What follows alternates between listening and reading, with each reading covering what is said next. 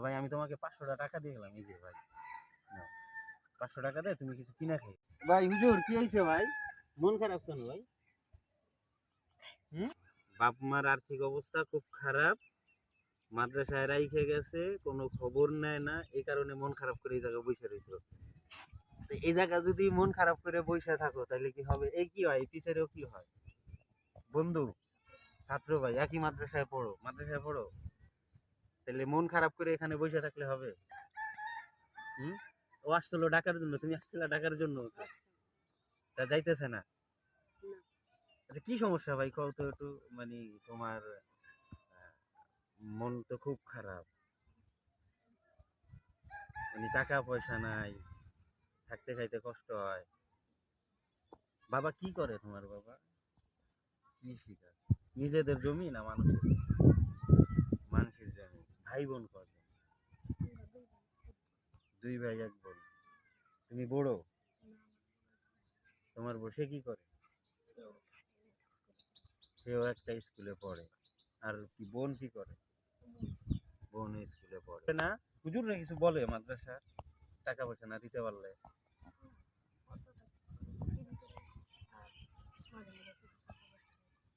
মাদ্রাসাটা থাকা খাওয়া ফ্রি করে দিছে, আর মাঝে মাঝে কিছু টাকা পয়সা তোমাকে দেয়।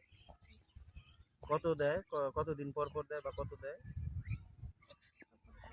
কত টাকা দেয়?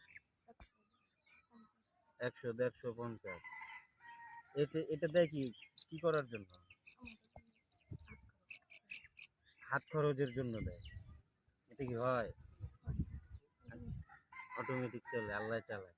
দুপুরে কি দেওয়া? এখানে বসা কত সময়? 1-1.5 ঘন্টা বসা। আচ্ছা মন খারাপ করা যাবে না, মন খারাপ করলে তো আসলে ভাই সবকিছুর সমাধান না। ধৈর্য ধরতে হবে, আল্লাহর কাছে চাইতে হবে। দেয়ার মালিক কে? আল্লাহ ছাড়া তো আমাদের অন্য কোনো রাস্তা নাই। তাহলে মন খারাপ করা যাবে না। এখন তুমি যেখানে বসে আছো আমি দেখলাম, তুমি যে কথা বললা তোমার ফ্যামিলি, বাবা কৃষি কাজ করে, অন্যের জমি মাদ্রাসায় রেখে গেছে, খোঁজ খবর রাখতে পারে না, টাকা পয়সা ঠিক মতন দিতে পারে না, এখানে থাকা খাওয়া ফ্রি। অবশ্যই তো কষ্ট হয়, পোশাক আশাকের একটা ব্যবস্থা আছে। এখন ভাই আমি তোমার জন্য কি করতে পারি, তোমার পাশে থাকতে পারি ভাই। আসলে আমি তো বের হইছি এমনি বাসা থেকে ঘোরার জন্য, আমি তো সাথে অত টাকাও আনিনি। তাইলে আমি তোমাকে অল্প কিছু টাকা এখন দিয়ে যাই। হ্যাঁ, তো ভাই আমি তোমাকে 500 টাকা দিয়ে গেলাম, এই যে ভাই নাও। 500 টাকা দেয় তুমি কিছু কিনা খাইও, আর মন খারাপ করো না, আল্লাহ সব কিছু ঠিক করে দিবে ভাই। হুম।